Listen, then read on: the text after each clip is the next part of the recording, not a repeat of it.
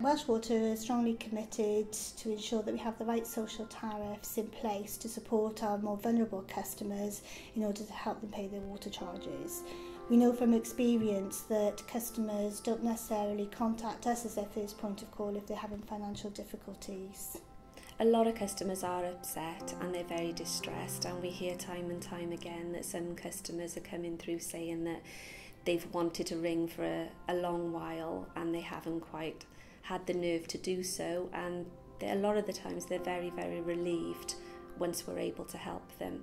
The three schemes that we run for vulnerable customers are Welsh Water Assist, the Customer Assistance Fund and Water Direct.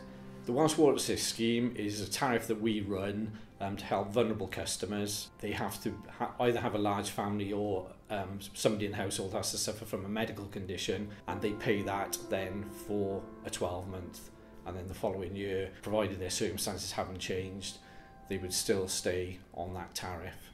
The Customer Assistance Fund helps customers clear their water arrears that they're struggling to clear themselves.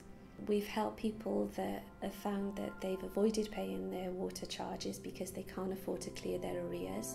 So once they realise that we can give them a payment plan that they can afford, then they become ongoing payers and we clear their debt for them. We help customers by forming relationships with key personnel within the social housing sector and local authorities, for example their money advisors, and offer them support and training on what our social tariffs are and how these will be of a benefit to their customers.